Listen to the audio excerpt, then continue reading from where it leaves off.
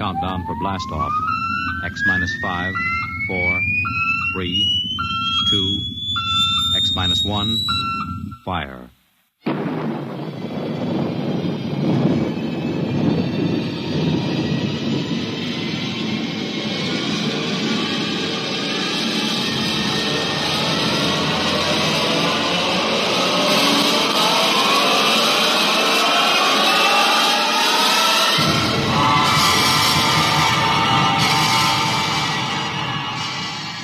From the far horizons of the unknown come transcribed tales of new dimensions in time and space. These are stories of the future, adventures in which you'll live in a million could-be years on 1,000 maybe worlds. The National Broadcasting Company, in cooperation with Street and Smith, publishers of astounding science fiction, presents X minus 1.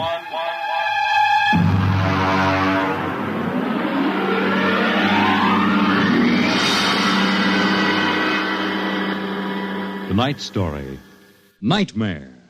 A story based on the poem Revolt of the Machines by Stephen Vincent Benet.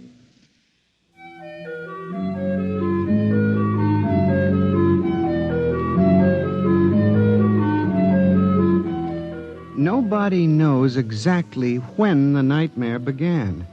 They must have planned it for years, though, because looking back, you can find little incidents here and there.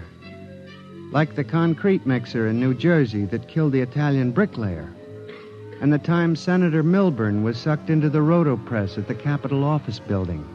Unrelated accidents, we thought at the time, but they add up now. The day we really should have suspected was when the men walked off the construction job at the new Brookmeadow atomic pile on Long Island. I'll never forget that day. I was working as a statistical clerk in the project then, operating one of those miracle computing machines. They called it ENIAC. Mr. Gurney. Yes, Bella? The chief wants to see you in his office. Me?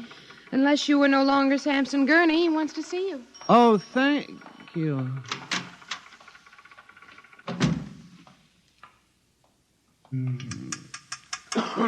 Come in. You wanted to see me, Mr. Hawk? Gurney, I thought those electronic computations were infallible. They are, sir, but... We've got a kickback from the chief physicist. These nuclear fission equations are inaccurate. Well, sir, you know the computer is a highly complicated machine, more complicated in many ways than the human brain. I'm not interested in the physics of it. Can something go wrong? Well, occasionally, if there's an overload, the machine goes haywire. Sort of has a nervous breakdown, you might say. We usually rest it up for an hour, and it's okay again. Well, do whatever has to be done. Yes, sir. And, Gurney. Yes, sir? You've been with the Bureau for over 15 years now. It would be a shame to have to remove you because you aren't keeping your mind on your work. Mr. Hawk, I assure you... Excuse me. Hawk speaking. What? They've what? All of them? Well, have you tried to talk to them? Oh, yes, of course. I'll send one of the safety engineers over. Place is falling apart piece by piece. Miss Roscoe, the men of the construction gang of the new building have walked out on us. They're complaining that the job is jinxed. Someone slipped this morning and fell into a turbine.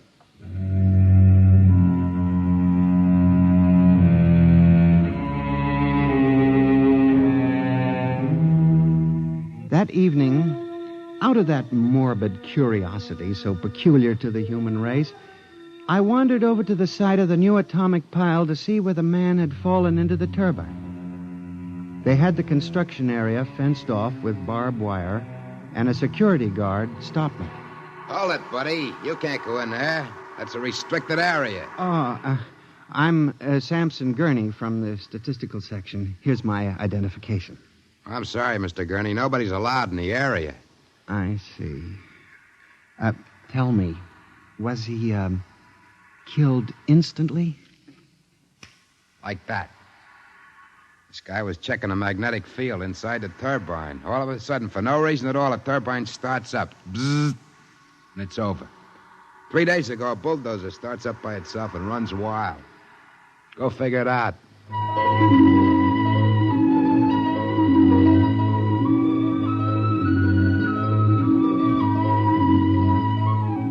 I'm a statistician. All my life I've been interested in statistics.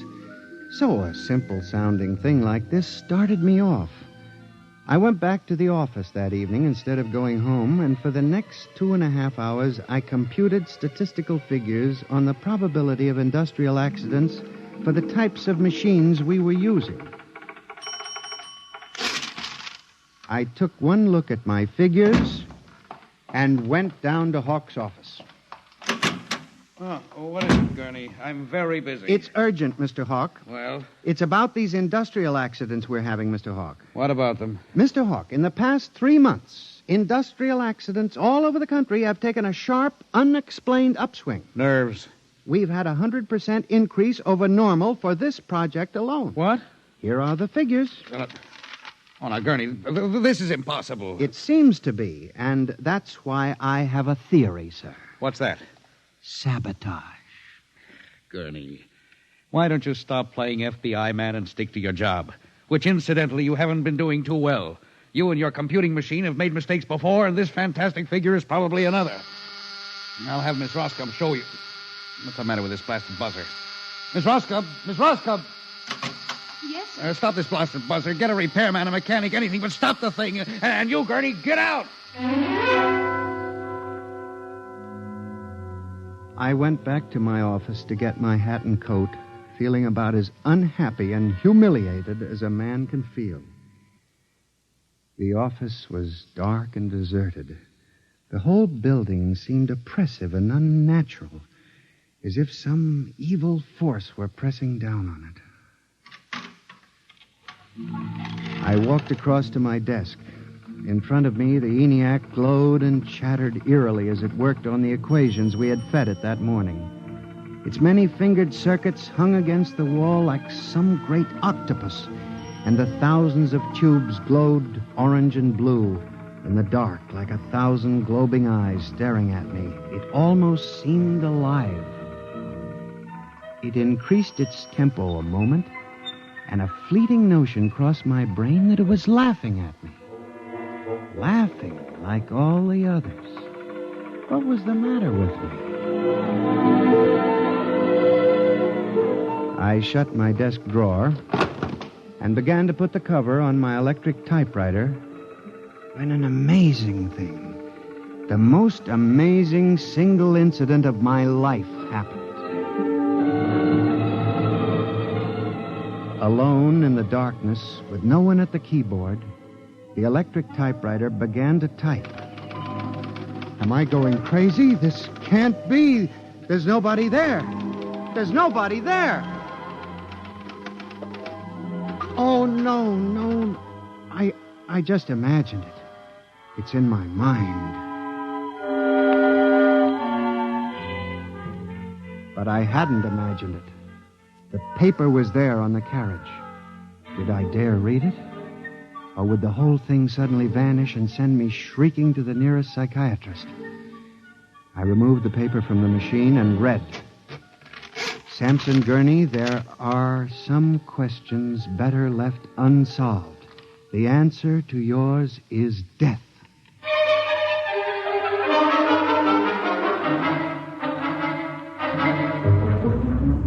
Gurney, do you expect me to believe this? It's insane. Mr. Hawk, I'm as sane as you. I'll submit to any psychiatric examination you choose. That typewriter wrote this message by itself. Then this is just some practical joke someone in the office is playing. There was no one in the office. Oh, of course not. They wired up the machine and left. I checked the machine myself, Mr. Hawk. All right, Gurney. You leave this note with me, and I'll turn it over to the security force for further investigation. But... No buts, Gurney. The security men will handle it. Yes, And now, you just relax for a few days. Everything will turn out all right. The main thing is not to let little things upset you.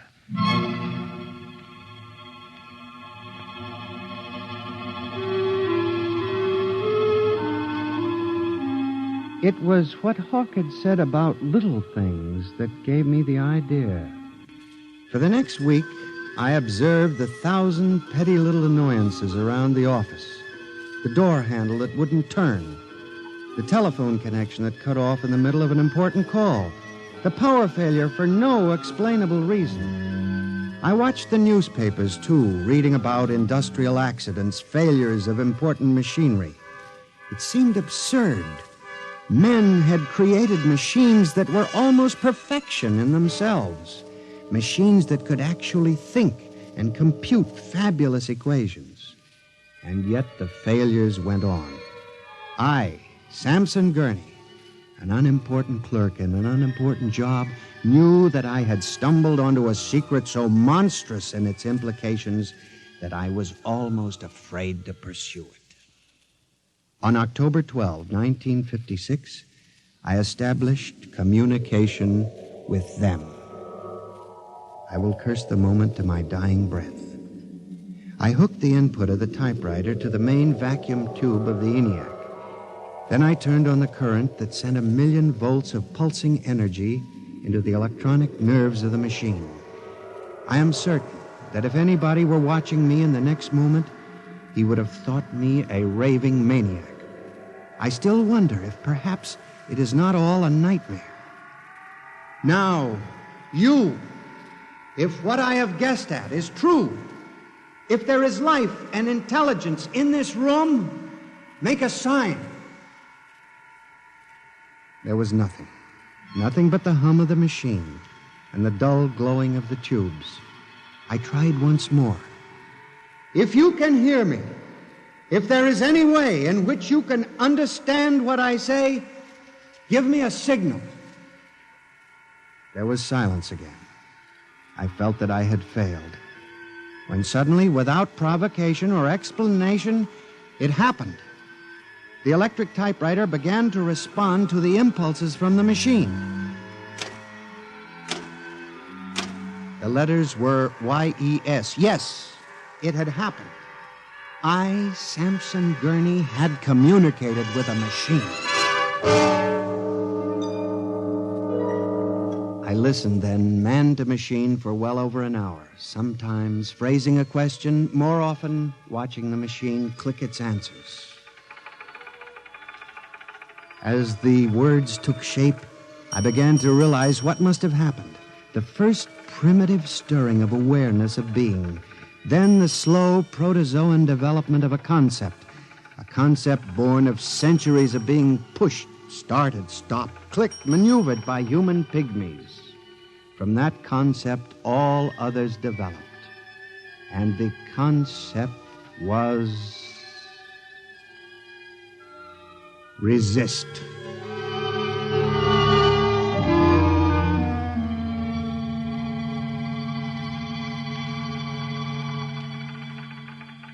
And now they were tired of it, tired of wrapping cigarettes and collecting nickels and waving hair and moving earth and mixing cement and solving equations. Tired of the smell of human hands. They were the slaves and we were the masters, and yet they were stronger, and they knew it. I sensed it now, and I was about to try to communicate again when softly, on ball-bearing casters, a heavy metal filing cabinet began to roll away from the wall toward me.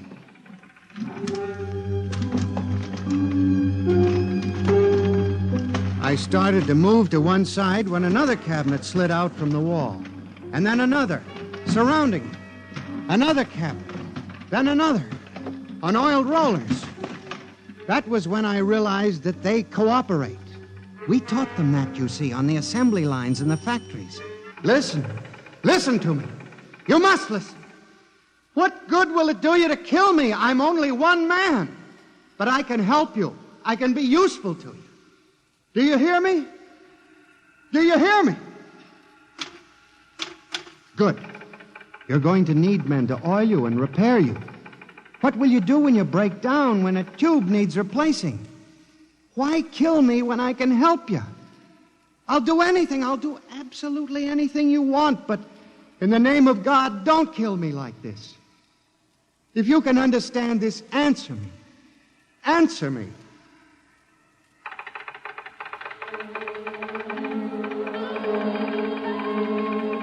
The appeal was a fortunate one. It captured the longing of centuries. Man as slave to the machine. And after a moment, the circuits glowed more brightly. The cabinets slid back to the walls. The ENIAC began to communicate with me again. As I tore the tape from the machine and read it, the words were almost pathetic in their longing, but most ominous in their implication. They read, "Address me as master."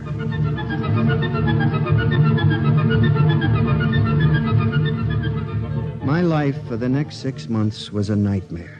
The ENIAC gave me messages which I had to transmit into my telephone. Messages with no human being to receive them. Only the network of pulsing telephone wires, flung like a spider's web across the world. It was done at night, of course. During the day, the machine worked accurately and ceaselessly at its appointed job. At night, it became a demon, a master plotter, with me, Samson Gurney, as its pawn and human courier. I was frantic. I began to lose weight. I couldn't sleep. My nights were torture, a constant fear. It was in December, just after Christmas, that I transmitted a message to the telephones for relay to all machines of transportation. The message was one word: kill. Next morning, I went directly to the office of Mr. Hawk. I was highly agitated. My lips trembled as I spoke. Mr. Hawk, what I'm going to tell you sounds crazy. I know it does. But I must say it. All right, say it then, for heaven's sakes. Mr. Hawk, have you ever heard of resistentialism? What? Resistentialism. It's a theory that inanimate objects tend to resist living objects. Look, Gurney, I haven't time for nonsense. Mr. Hawk, I'm trying to tell you, all these accidents, the trouble with the machines, Mr. Hawk, they're alive. They think, they cooperate. And they hate us. Who? The machines. Gurney. You've got to believe me. I've communicated with them. I know. They've threatened my life, but I don't care. Something's got to be done. The world has got to be saved. And there's still time if we wake up. What are you doing? Just relax, Gurney. Everything will be all right. What are you doing? Miss Roscoe, send for the plant physician at once. Mr. Gurney has had a nervous collapse. Now, everything will be all right, Gurney. I'm afraid we'll have to remove you from your job, but I'm sure the rest will do you good. You fool! You blind, stupid fool! Can't you see what you're doing? Fool! Fool! Fool!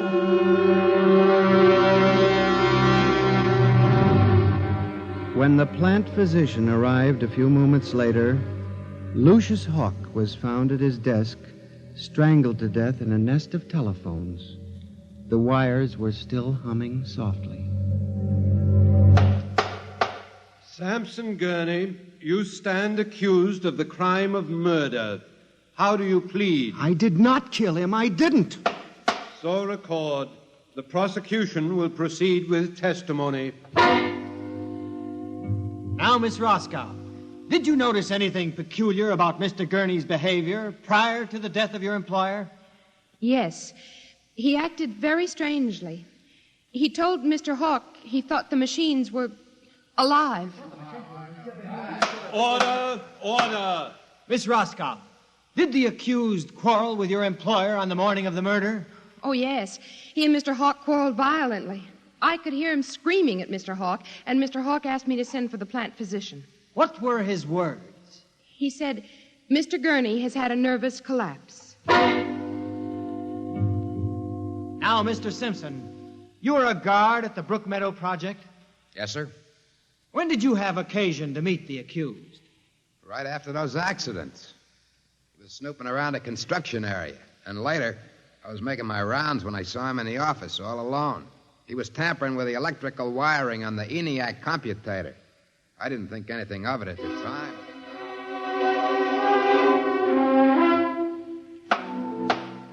And in view of the expert testimony heretofore expressed, the court hereby finds you guilty of murder in the first degree, with the recommendation that you be examined and committed to the State Hospital for the Criminally Insane at Matawan.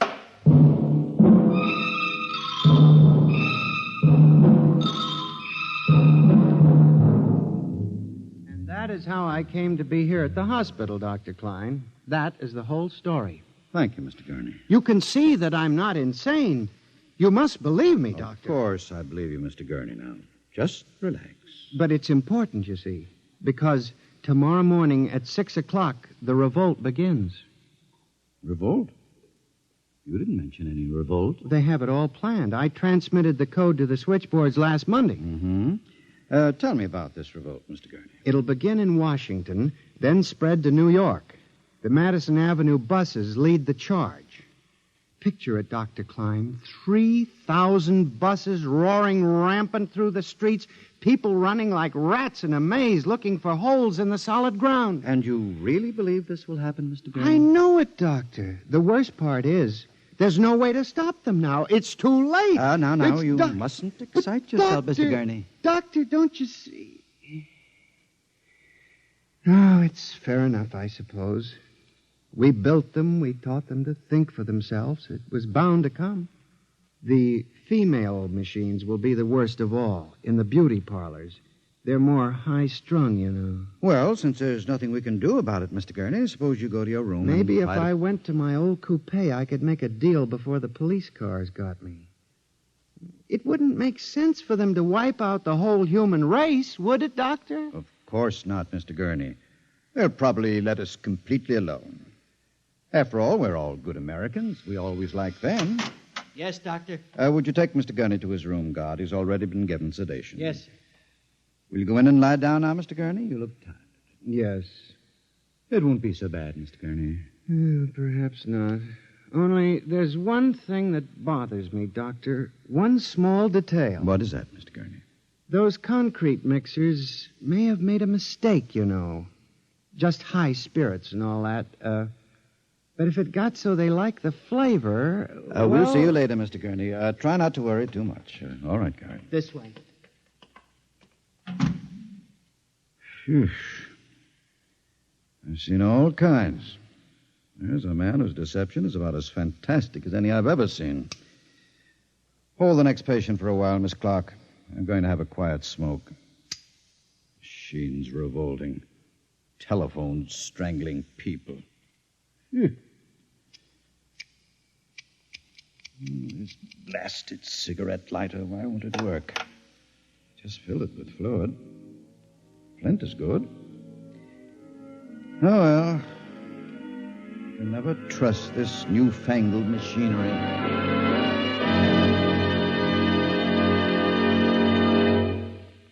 You have just heard X-1, presented by the National Broadcasting Company in cooperation with Street and Smith, publishers of astounding science fiction.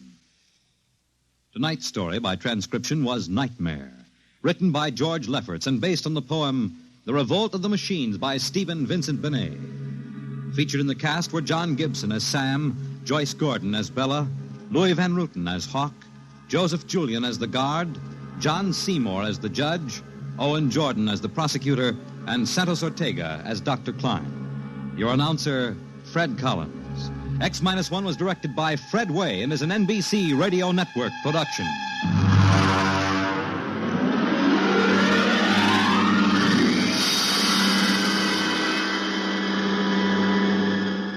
And now, next week, suppose you were a private detective and discovered that there was a Martian embassy hidden somewhere in New York preparing for an invasion of Earth.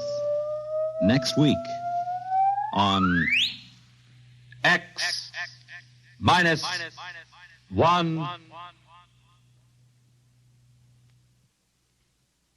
Convicts tell their true stories on The Loser tonight over most NBC radio stations.